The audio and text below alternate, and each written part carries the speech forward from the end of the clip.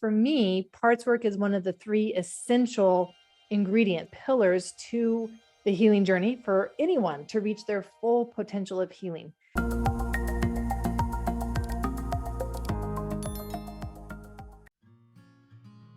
Dr. Schwartz, what I've noticed over the years is that there seemed to be this part of people that found value in being sick. What part might that be, and why might we have that part? So in many sort of chronic patients, you'll find a part that was so lacking of attention when they were young that they're using illness to try and get that from the outside world.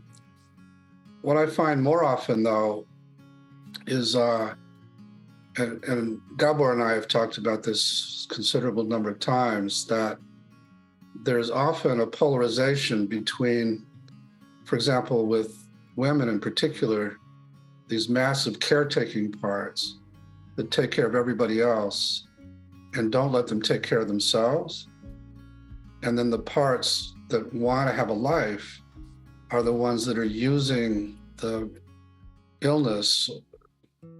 In my case, we did a big outcome study with rheumatoid arthritis, for example. And as we had people focus on the pain and get curious about it, they would hear from the parts that hated their caretaking parts. And we're going to cripple them so they couldn't keep doing it. Or we're just at least trying to get their attention to say, you can't keep living this way.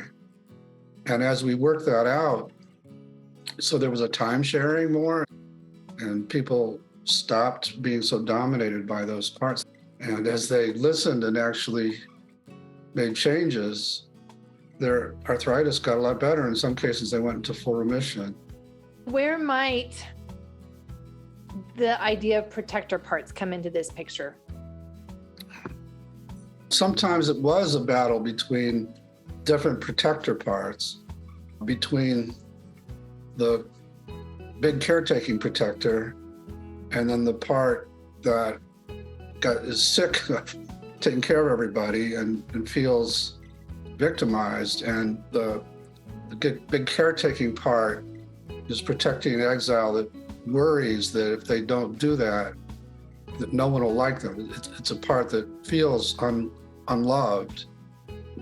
And then the one who wants them to be assertive and have a life is often protecting a part that felt so powerless.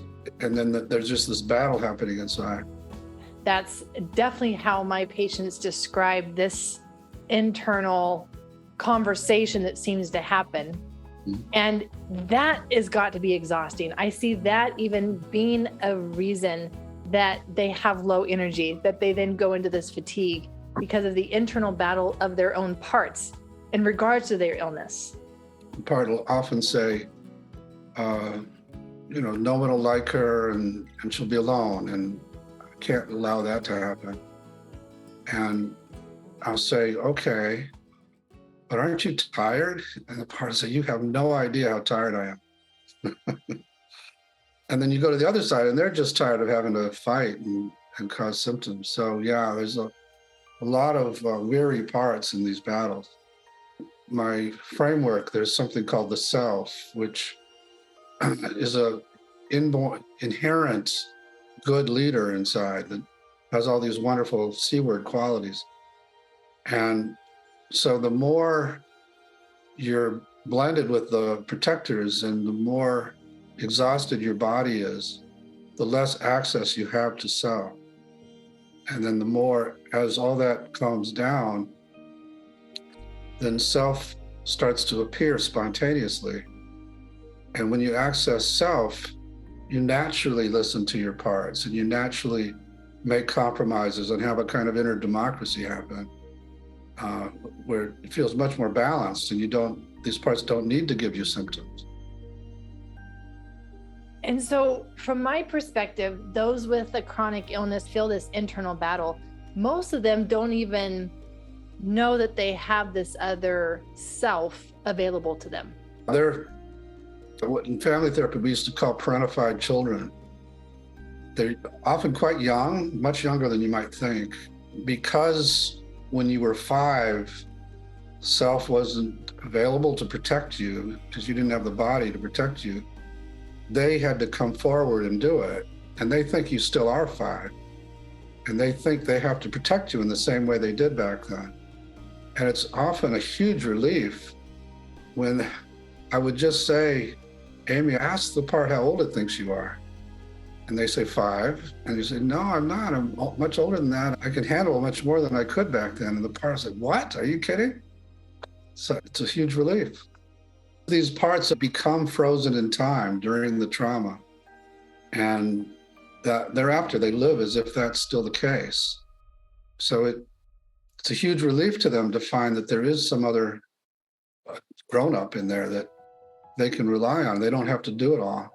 So would this be very similar to those patients who develop parts that look only to the provider or only to the physician, only to someone else to give them guidance and kind of put everything in regards to their illness or their trauma journey into the hands of another? They need somebody to take care of them. Unfortunately, there's only so much you can do to help somebody heal when they're dominated by these parts. So it becomes that kind of chronic situation, and then creates burnout among physicians too. That's definitely been my experience as being the one in those shoes and feeling that this person has placed everything on me, that I have now become responsible for their life, their happiness.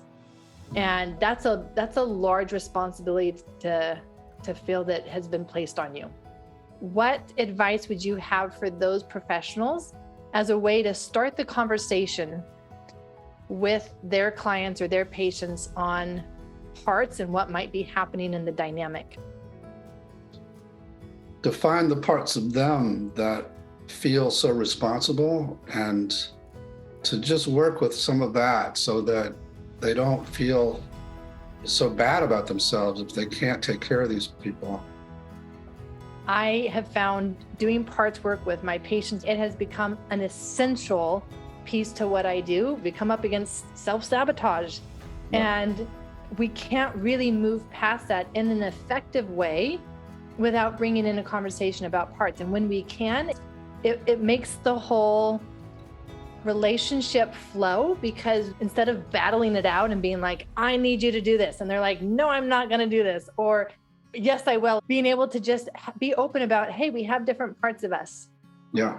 We don't know what parts of you are going to show up. We don't know what parts of me are going to show up, but this is a normal, natural thing. And we get to notice as it happens and have a conversation about it, because when we can identify the parts that are coming up, we can work with them. And it just makes so many problems in the medical care system fall away. I think the study is maybe 12 years old and allowed us to become evidence-based. I tried to battle against traditional psychiatry and got spit out and just went grassroots. And now it's coming back around 40 years later to where it's having an impact on those fields too.